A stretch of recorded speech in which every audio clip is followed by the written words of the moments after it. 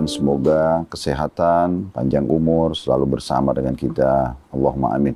Sallallahu alaihi Muhammad walhamdulillahirabbil alamin. Amin. Wah, itu boleh tuh. Doa pakai bahasa Indonesia. Soalnya kata teman saya kalau misalnya doa harus pakai bahasa Arab itu, Ustaz. Enggak juga kan? Bisa. Boleh kan? Misalnya kita doa nih, Ustaz, tapi dengan menggunakan bahasa kita dari hati kita gitu, dengan bahasa Indonesia, tidak menggunakan salah satu ayat yang ada di Al-Quran. Apakah? Nggak apa-apa hukumnya. Kalau dalam Islam berdoa dimulai dengan memuji Allah dulu, minimal sekali alhamdulillah. Berarti kan segala puji dan puja buat Allah. Baru baca salam untuk Nabi Muhammad SAW, kemudian silakan sampaikan hajatnya. Oke. Nah itu baru kita sampaikan di dalam bahasa Indonesia gitu ya. Tapi kalau sudah ibadah tertentu itu ditentukan waktunya, jenisnya, gerakannya, bacaannya, maka kita nggak ngubah. Kita menjaga kemurniannya. Sholat itu kan punya gerakan khusus, punya bacaan khusus. Oke. Ya, karena memang sudah begitu panduannya. Maka kita tetap baca dengan lafaz bahasa Arabnya. Nah kalau misalnya di akhir sholatnya dia kemudian menyampaikan doanya sendiri pribadi, boleh? Iya, boleh. Boleh ya? Tidak masalah. Iya kan? Setahu saya biasanya sih memang kalau sholat itu yang paling tepat dia menyampaikan sebelum sholat wajib. Oke. Makanya dalam Islam itu ada namanya waktu mustajab, waktu diterima doa antara azan dan iqamah. Jadi begitu azan, biasanya kan nunggu orang sholat sunnah, nah baru iqamah sholat. Nah ini waktu mustajab. Di sini kesempatan dia menyampaikan hajat dia. Sehari ada 5 kali waktu sholat, berarti 5 kali waktu dia bisa menyampaikan kebutuhannya. Nah, dalam sholat pun dia boleh menyampaikan di tempat-tempat tertentu, ada 2 titik yang paling tidak, atau 3 tempatnya di dalam sholat itu yang dibolehkan. Yang pertama itu, kalau terlintas ayat Al-Quran yang dibaca tentang surga, tentang neraka, tentang kondisi umat sebelum kita, misalnya ada umat-umat seperti kasus Fir'aun yang dibinasakan oleh Allah misalnya, atau Namrud di masa Nabi Ibrahim, nah kita bisa memohon, misalnya lewat ayat surga, ya Allah berikanlah saya surga, karena terlintas ayat tentang surga. Tentang neraka, kita berlindung, ya Allah selamatkan saya dari neraka. Tentang umat-umat yang pernah dibinasakan, ya Allah jagalah keimananku, misalnya jangan sampai aku seperti Fir'aun, nah contoh. Itu titik yang pertama. Titik yang kedua di saat sujud. Kalau kalian sujud, perbanyaklah doa. Karena paling dekatnya seorang hamba dengan Allah di saat dia sedang sujud. Nah, kemudian yang ketiga adalah sebelum salam. Jadi memang setelah tahiyat, membaca doa tahiyat itu ada kesempatan membaca doa sebelum salam. Nah 3 titik ini dalam sholat boleh berdoa. Nah, kalau misalnya, ini pertanyaan dari Kristen ya, karena ini Kristen bertanya kali ini, Ustaz, tidak agak beda memang. Jadi pertanyaannya jangan marah ya Ustaz, mohon maaf ya, kalau tidak mau bilang saja tidak mau. Ada yang bertanya, boleh enggak kalau di Islam itu sholat lebih dari 5 kali begitu? Sebenarnya sih kalau ada yang mengatakan apakah boleh lebih dari 5, khusus yang wajib, sudah tidak boleh. Karena sudah memang ditentukan, jumlah rakaatnya subuh 2, waktu yang ditentukan, gerakan dan bacaan sudah ditentukan. Duhur, kayak waktu siang tadi ini, itu 4 rakaat. Sebentar lagi azan asar, 4 rakaat. Maghrib menjelang terbenam matahari, 3 rakaat. Yang biasa orang buka puasa. Nah kemudian yang isya, 4 rakaat. Nah ini sudah ditentukan. Rata-rata sih sekitar antara 5 sampai 10 menit saja mengerjakannya. Karena ini sholat itu hakikatnya adalah absensi. Absensi? Ya, kita absen kepada Allah. Ya mungkin kalau teman-teman Nasrani kan seminggu sekali ke gereja. Gitu seminggu sekali? Nah kalau ini kita, orang muslim itu sehari 5 kali. 5 kali? Jadi dia kayak melapor gitu. Ya Allah saya tadi aktivitas ini, kalau itu baik terima, kalau itu salah maafkan, nah gitu kan. Jadi kita terus absen. Jadi saya kadang-kadang sampaikan di kajian-kajian itu, sholat itu ibaratnya kita bisa rasionalkan kalau di perusahaan supaya mudah difahami. Bagaimana bangganya seorang staff kalau pemilik perusahaan, owner ataupun dirut mengatakan 1 hari kamu bisa masuk ke ruangan saya 5 kali, apa saja kebutuhan kamu silakan sampaikan, saya akan berikan. Nah seperti itulah dia absensi. Paham. Nah seperti itu dari sholatnya.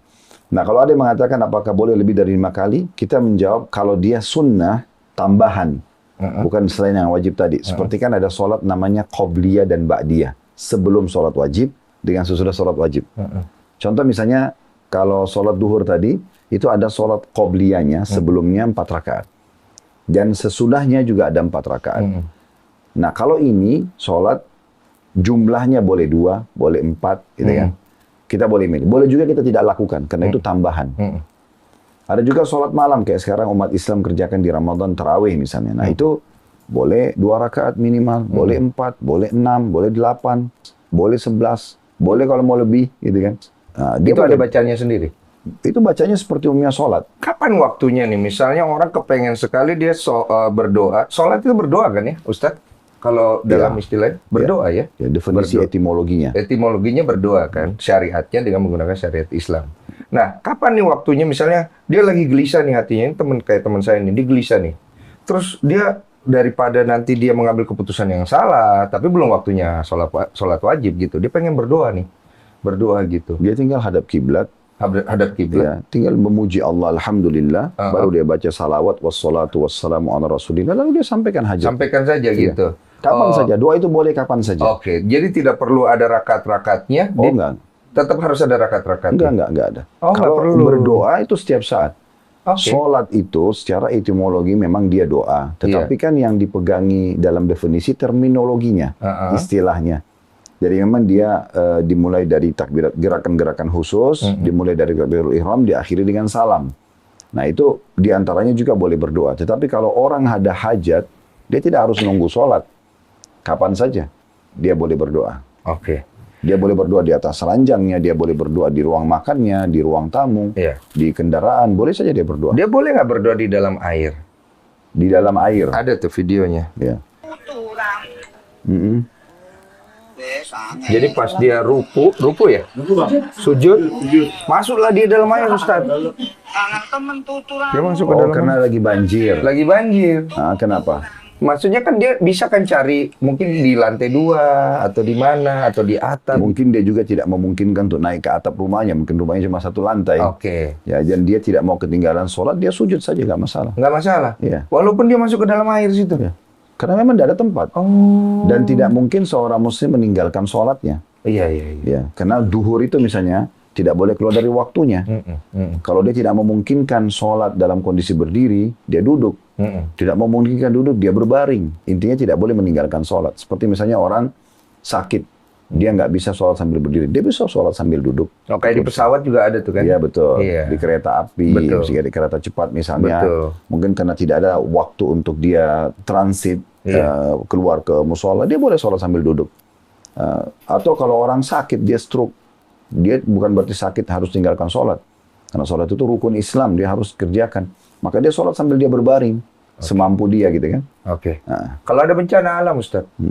Tapi waktunya sholat wajib, sholat maghrib lah misalnya. Bencana alam ini, Ustaz. Jadi dia selamatkan diri, tidak apa-apa. Karena ada Ustaz yang dia rela mati, dia tetap sholat, itu kan ada itu Ustaz. Pandangan seperti Ya itu kan bagaimana? beda kasus antara orang yang sedang mengerjakan sholat dengan orang yang belum mengerjakan sholat, kan beda.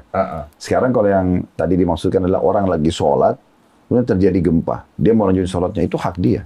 Oke. Kan bisa saja karena kepatuhan dia sama Allah, Allah selamatin dari gempa. Karena yang datangkan gempa adalah Allah. Oke.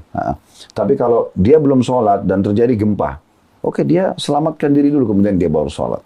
Oke. Intinya sholat itu bagaimanapun kondisinya. Kalau waktunya sudah masuk, dianjurkan untuk dikerjakan. Oke. Kan gitu. Nah, tapi tadi kan ditanyakan, bagaimana kalau sedang terjadi gempa? Apakah boleh dia sholat atau dia tunda sholatnya? Nah, dua-duanya boleh. Oh, pilihan dia. Pilihan dia. Oke. Karena dia masih punya spare waktu kan.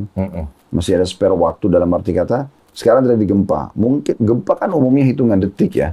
Umumnya. Iya, pasti. Ya, pastinya mungkin setelah selesai agak reda, dia baru Banjir. kerjakan sholat. Betul. Oh ya, ada pertanyaan. Apakah Nabi Adam juga sholat dulu? Ya, semuanya sholat. Nah, kan Islam itu baru datang di eranya Nabi Muhammad. Nah, kan Nabi Adam jauh sebelum era itu ada. Nah, apakah Nabi Adam itu sholatnya juga dengan syariat Islam saat itu atau beda cara? Ya, jadi Ada nggak dalam dijelaskan? keyakinan umat Islam, tidak ada agama yang Allah turunkan kecuali Islam. Mau Nabi Adam, mau Nabi Idris, Nabi Saleh, Nabi Shu'aib, Nabi Ibrahim, Ismail, Ishak, Musa, Semua. Isa, Sulaiman, Daud, Isa, Muhammad, semua alaihi wassalam ini agamanya cuma satu, Islam. Jadi Nabi Muhammad itu bukan bawa ajaran baru. Beliau cuma melanjutkan estafet nabi-nabi sebelumnya. Jadi memang Allah mengatakan dalam surah Al-Imran ayat 19, surah nomor 3. Al-Imran itu artinya keluarga Imran. Imran ini ayahnya Maryam alaihissalam. Jadi memang diceritakan tentang keluarga yang mulia ini gitu ya, karena mereka memang keluarga baik dari Bani Israel. Nanti dari Imran lahirlah Maryam, dari Maryam lahirlah Isa gitu kan. Iya. Allah kekalkan nama surah sendiri. Nah, dalam surah Al-Imran ayat 19 Allah menyebutkan inna dina indallahil Islam. Agama di sisi Allah itu hanya satu, Islam saja. Jadi belum pernah dikenal ada agama profetis lain dalam keyakinan umat Islam kecuali Islam. Nabi Muhammad SAW bersabda begini, perumpamaan aku dengan nabi-nabi sebelumku itu ibarat seperti sebuah bangunan. Bangunan ini dikelilingi oleh orang-orang dan mereka semuanya memujinya. Betapa indahnya bangunan tersebut. Dan mereka menemukan ada satu batu bata yang belum ditaruh. Dan mereka mengatakan, kalau satu batu bata yang diletakkan maka sempurnalah bangunan ini. Kata Nabi Muhammad SAW, akulah satu batu bata itu. Jadi sebenarnya beliau hanya melengkapkan, bukan membawa ajaran baru. Jadi judul agama cuma satu, Islam. Biasanya berbeda di peraturan-peraturan dan hukum. Ada yang kadang-kadang Nabi diberikan satu hukum, seperti contoh pengikutnya Nabi Musa dalam surah Al-Baqarah, surah nomor 2 dalam Al-Quran. Itu disebutkan kalau mereka melakukan dosa besar, maka salah satu bentuk taubatnya mereka bunuh diri. Ya, itu dalam Al-Quran diceritakan seperti itu. Nah, kalau datang syariat Nabi Isa dalam kitab Injil, digambarkan juga hukum itu terhapus. Jadi taubat tidak perlu lagi untuk membunuh diri mereka.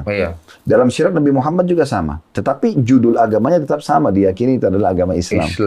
Makanya semua orang muslim kalau ditanya, bagaimana menurut Anda tentang Nabi Isa? Kita mengatakan dia Nabi Allah. Dan tidak mungkin ada yang memungkiri. Kalau ada yang memungkiri, dia dianggap kafir. Karena salah satu rukun Islam adalah beriman kepada semua rasul-rasul. Nah, karena mereka itu dianggap satu kesatuan dan estafet kenabian agama itu terus berjalan.